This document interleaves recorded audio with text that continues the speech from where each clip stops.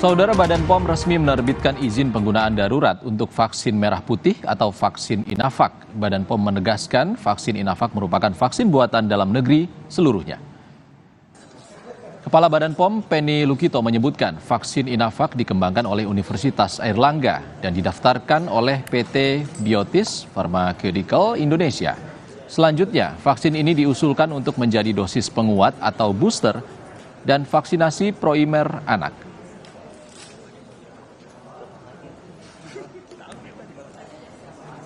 Adanya persetujuan penggunaan emergency authorization dari vaksin COVID-19 produksi dalam negeri. Ya, ini adalah alhamdulillah 100% produksi dalam negeri dari peneliti Indonesia dengan nama Inavac atau dikenal juga sebelumnya dengan vaksin merah putih. Ya. Salah satu vaksin merah putih dan vaksin merah putih pertama yang berhasil dikembangkan dan mendapatkan emergency use authorization.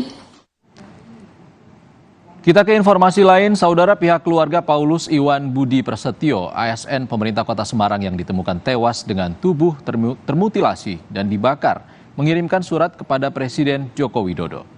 Surat dibacakan langsung oleh anak pertama Paulus Iwan Budi Prasetyo.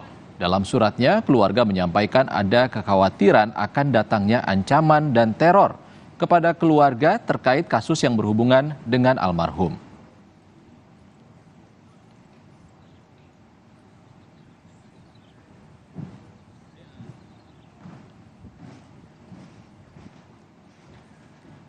Kami percaya bahwa saat ini tim gabungan Polrestabes Semarang dan Polda Jawa Tengah masih berupaya keras untuk menuntaskan kasus kematian almarhum. Namun di tengah upaya tersebut, masih banyak menemukan kendala karena dugaan keterlibatan anggota militer dalam kasus pembunuhan ini.